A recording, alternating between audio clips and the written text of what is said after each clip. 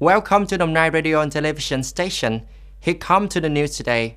Within the framework of the official visit to the Russian Federation, yesterday, Vietnamese Foreign Minister Bùi Hành Sơn held a joint press conference with the Foreign Minister Sergei Lavrov.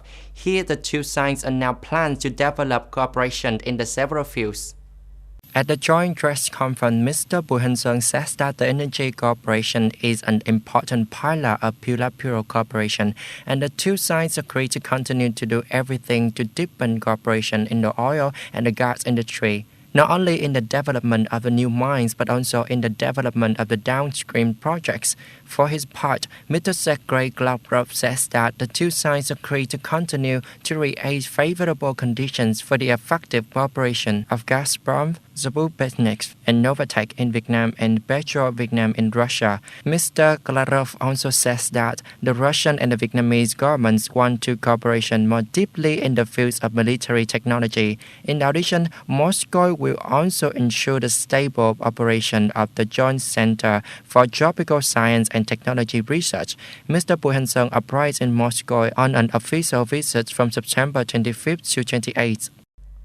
Currently, the number of people shopping at the markets and supermarkets have shown signs of increasing, with the goals of loosening but not loosening supermarkets and the commercial centers in the Bien Hoa City are still focusing on strictly maintaining regulations on the pandemic prevention. These images are all too familiar to supermarket shoppers in recent times. Before entering the shop, customers are required to conduct a paper medical declaration or scan a QR code available outside the gate. In order to limit crowds, many supermarkets only allow a certain number of customers inside. The rest will be arranged seats distant and wait for their turn. Mr. Mai Nhật Duy, director of the Lotte McDonald's supermarket, says, "We are trying our best. We are still maintaining regular and strict anti-pandemic measures." The Ministry of Transport have just sent a document to the Ministry of Finance about supporting fees and charges for the people and businesses affected by COVID-19 pandemic. Accordingly, the Ministry of Transport requested the Ministry of Finance to consider reducing the registration fee for motor vehicles to $0 in the last 4 months of 2021.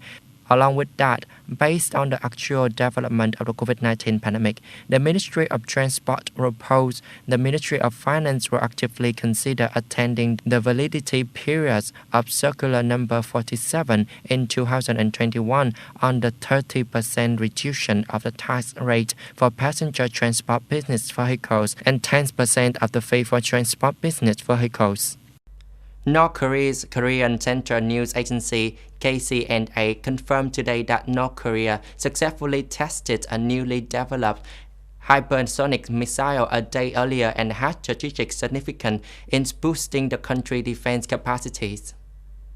The newly developed hypersonic missile Hwang-8 is test fired by the Academy of Defense Science of the North Korea in Toyonri, Gyeonggi County of the Yagan province. KCNA also says that the test confirmed the stability of the engines as well as the rocket tubes in the first use, indicating that all technical parameters meet the design requirements. It was North Korea's sixth weapon test so far this year, and about 2 weeks after its launch 2 short-range missiles into the seas of Japan. The United Nations Security Council yesterday expressed concern about the North Korea's ballistic missile test.